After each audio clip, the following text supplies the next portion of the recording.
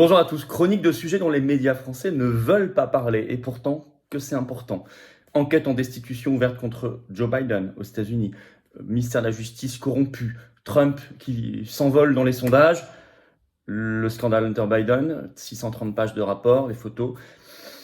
Tout ça explose, tout ça s'aggrave, et c'est important qu'on en parle parce que là-bas, vous le savez très bien, on est au cœur, le réacteur nucléaire du mondialisme.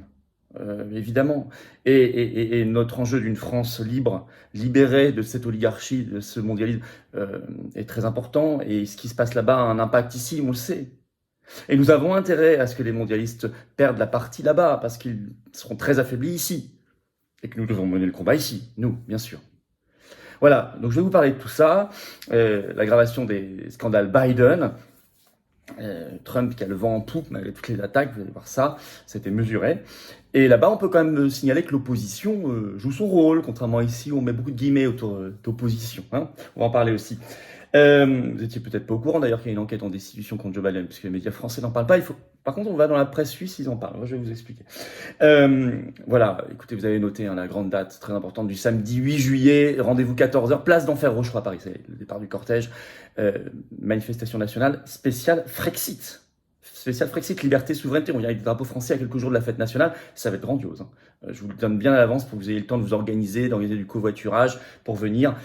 Ça va être un très très grand et fort moment. Notez-le bien et soyez là et faites venir du monde. N'hésitez pas à faire circuler ces vidéos. En attendant, abonnez-vous à cette chaîne YouTube si vous pouvez. Cliquez sur...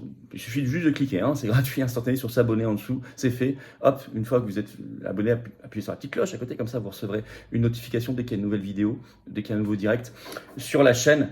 Bien évidemment. Moi, je vous attends. Je vous attends. Ça, c'est la carte d'adhérent aux Patriotes, la carte orange. Et ça veut dire que c'est une carte de résistant. Ça veut dire que vous êtes adhérent à un mouvement anti-oligarchique qui n'a pas reçu un euro d'aide publique jusqu'ici, je le dis, hein, parce qu'on va encore faire le 8 juillet, ça va coûter 10 000 euros à peu près au mouvement. Mais on n'a pas eu d'aide publique, on n'a pas d'aide des banques, on n'a rien. Hein. Or, on fait. Et on continuera. Et on a, dans moins d'un an, les Européennes à financer en rassemblement, mais qui vont coûter plus d'1 million d'euros. Non, mais je veux dire, j'explique pour les gens qui me posent des questions très concrètes, je vous donne en transparence, concrètement. Donc ceux qui peuvent aider, faites-le. Ceux qui veulent nous rejoindre, adhérer ou reprendre votre adhésion annuelle parce qu'elle n'est plus à jour, venez, vous serez bien accueillis. Je veux me battre à vos côtés, mais faites-le maintenant. C'est pas demain que ça se joue, c'est maintenant. C'est maintenant qu'on se bat pour les générations qui viennent. C'est maintenant qu'on se bat pour notre humanité et notre France éternelle. Et nos belles valeurs de liberté, de paix, de souveraineté, de dignité. Comment on fait pour adhérer et réadhérer? C'est facile. C'est le premier lien sous la vidéo en description, c'est le même. Hein. C'est un lien que j'ai mis également en commentaire épinglé, une petite fiche maintenant sur l'écran, et dans les dernières secondes de la vidéo apparaîtra un lien sur votre écran. Voilà, vous avez le choix. Comment on fait un don de soutien aux patriotes? C'est le deuxième lien sous la vidéo en description. Voilà. En plus, les dons supérieurs à telle somme, pareil pour adhésion à adhésion, allez voir sur les-patriotes.fr, on explique tout dans les rubriques dédiées. On ajoute des avantages maison aux 2 tiers de défiscalisation pour vous, parce que c'est défiscalisé aux 2 tiers tout ça pour vous. Voilà, bravo aux donateurs et aux réadhérents, bienvenue aux nouveaux adhérents patriotes du fond du cœur. Alors, Biden, justice corrompue, on va venir sur tout ça.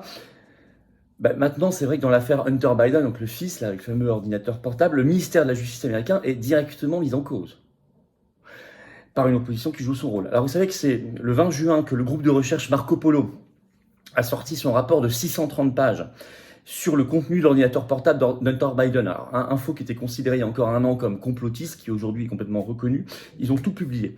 Eux, ils ont l'ordinateur depuis juin 2021.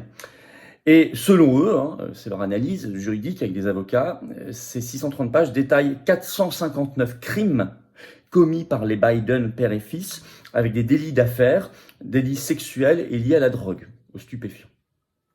À suivre. Mais au même moment, on l'apprend notamment par des articles comme Fox News le 22 juin, qui rapporte que, je cite, le comité des voies et moyens de la Chambre des représentants a publié très officiellement, donc au Congrès américain, ce 22 juin, le témoignage d'un lanceur d'alerte qui a un poste important à l'IRS, c'est l'Internal Revenue Service, c'est l'agence fédérale américaine qui collecte l'impôt et fait respecter les lois fiscales, l'IRS, qui déclare, ce lanceur d'alerte déclare que des responsables du ministère de la Justice américain, mais aussi du FBI et de cette IRS, avaient, je cite, interféré dans l'enquête sur l'affaire d'évasion fiscale contre Hunter Biden. Je le cite, des décisions semblant être influencées par la politique.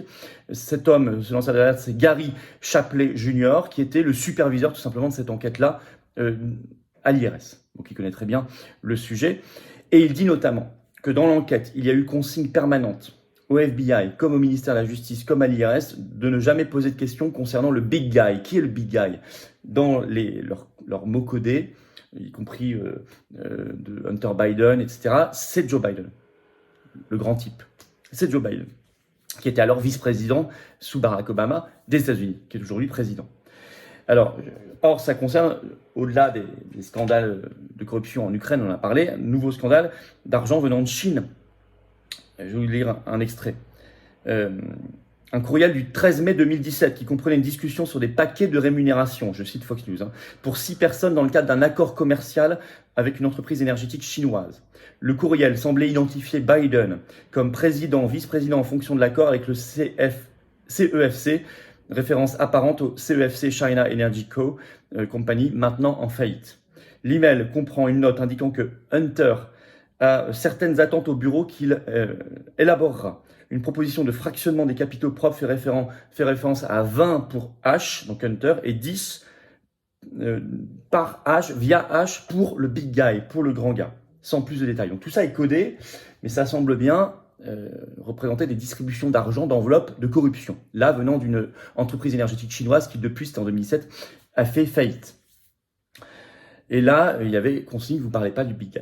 Au moment où, d'ailleurs, le ministère de la Justice américain a, comme par hasard, accepté un accord très favorable pour Hunter Biden pour lui éviter la prison, là, en ce moment. Je cite Fox News. Ces révélations surviennent quelques jours seulement après que le ministère de la Justice a annoncé que Hunter Biden plaidera coupable sur 2 chefs d'accusation de délit de défaut volontaire de payer l'impôt fédéral sur le revenu dans le cadre d'un accord qui devrait le tenir à l'écart de la prison. Le fils du président a également accepté de conclure un accord de déjudiciarisation préalable au procès en ce qui concerne une accusation distincte de possession d'armes à feu par une personne qui est un utilisateur illégal de substances contrôlées ou dépendantes.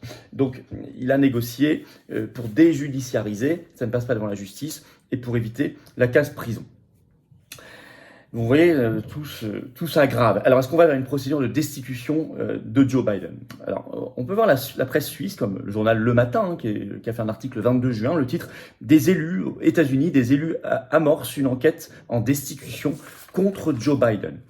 Ça vient effectivement des élus républicains au Congrès américain depuis le 21 juin, et notamment mené par une élue du Colorado qui s'appelle Lauren Boebert, et qui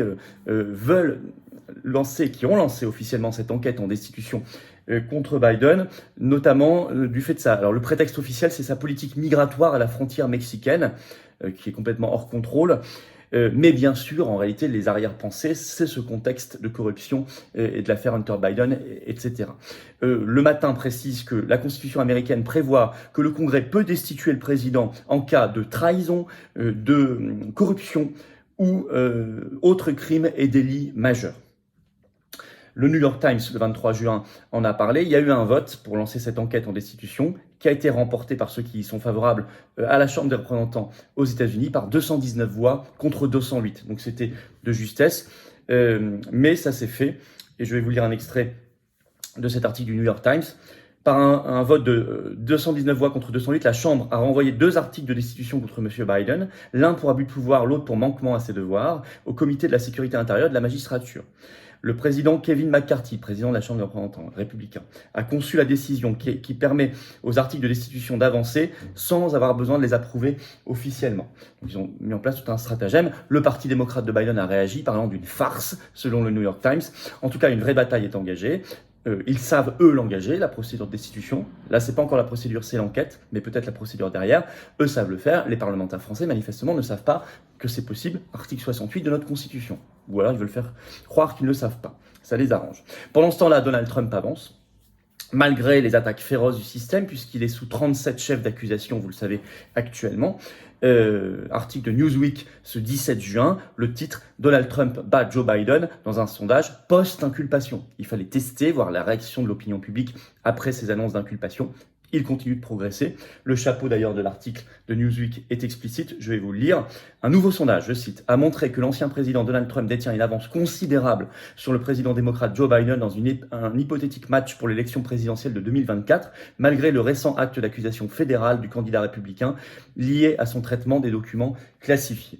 Et en effet, ce sondage a été réalisé par l'Institut, donc par Harvard Caps Harris, Il a été fait les 14 et 15 juin. Il donne 45% pour Trump, 6 points d'avance, 39% pour Biden. Donc 45-39. Bon.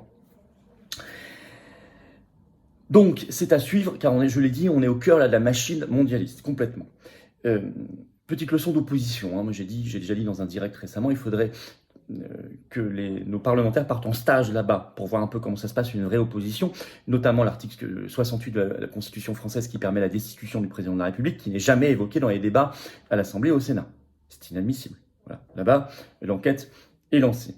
En tout cas, il se passe des choses extrêmement importantes. Et vous le savez, nous sommes dans une ère de révélation où il se passe beaucoup de choses, ça bouge beaucoup. Nous devons faire bouger les choses en France, hein, dans le même sens. Chacun son contexte, chacun ses problèmes, chacun ses débats, mais nous devons faire avancer aussi les choses dans le sens d'un affaiblissement du mondialisme, de leur destitution, de faire tomber, on ne réforme pas l'oligarchie, on la met à terre. Hein. Et toutes les structures qui composent son pouvoir, comme l'Union européenne, l'OTAN, l'OMS, etc. Donc on doit agir plus que jamais tous azimuts, puisque ça bouge dans le bon sens là-bas. Ça doit nous renforcer, nous mettre du baume au cœur. On doit agir tous azimuts. C'est pour ça qu'on vous propose, les Patriotes, ce samedi 8 juillet, 14h Paris, rendez-vous place d'Enfer Rochereau, la grande manif nationale, cortège pour le Frexit. Mais oui, bien sûr, c'est pour ça qu'on bouge dans tous les sens, qu'on va faire de nouvelles opérations coup de poing comme on l'a fait devant Pfizer, BlackRock et autres. Et on ne va pas s'arrêter. Et récemment, la Commission européenne à Paris aussi. Bougeons. Informons, faites circuler si vous voulez bien la vidéo, ça fait partie de la résistance. Pour cela, diffusez-la, merci beaucoup. Vous pouvez, en tout cas, je vous en remercie vraiment du fond du cœur, très sincèrement. Vous pouvez vous abonner également à cette chaîne YouTube, il suffit de cliquer sur s'abonner en dessous. C'est juste un clic et c'est gratuit et ça aide énormément la viralité de ces vidéos. C'est mécanique. Merci d'avance, merci à ceux qui l'ont fait aussi. Je vous attends, patriotes, voilà, moi je vous attends. Voilà, c'est une carte orange de résistance, de transcendance. C'est beau, c'est très beau. C'est très beau de se battre pour soi-même, pour ses enfants, ses petits-enfants, pour son pays, pour son humanité vraiment humaine. C'est très beau, surtout face à l'oligarchie, dans une vraie résistance, dans une vraie sincérité. Dans une vraie sincérité, c'est important. Et dans le rassemblement, parce que nous, on ne joue pas la carte égo, machin, division, non, rassemblement. Vous verrez, on invitera encore tout le monde le 8 juillet. Mais venez maintenant. Voilà, c'est le plus grand mouvement souverainiste et défense des libertés de France. Rejoignez la dynamique, on n'a pas eu un euro d'aide publique jusqu'ici, rien. Or on fait, voilà. Venez, vous faites un don si vous pouvez. Tout ça, c'est défiscalisé aux 2 tiers pour vous. Plus on ajoute, allez voir sur le site des avantages, maison, etc. On prend bien soin de vous et vous serez bien accueillis. Et que vous soyez en métropole, outre-mer ou à l'étranger, vous trouverez des gens qui pensent comme vous près de chez vous en devenant adhérent ou réadhérent. Comment on fait pour adhérer? C'est facile, c'est le premier lien sous la vidéo en description. C'est un lien que j'ai mis également en commentaire épinglé. Dans quelques secondes apparaîtra un lien sur votre écran. Faire un don de soutien en Patriote, c'est le 2e lien sous la vidéo en description, tout simplement. Énorme bravo aux réadhérents et aux donateurs. Bienvenue aux nouveaux adhérents Patriotes et vive la France.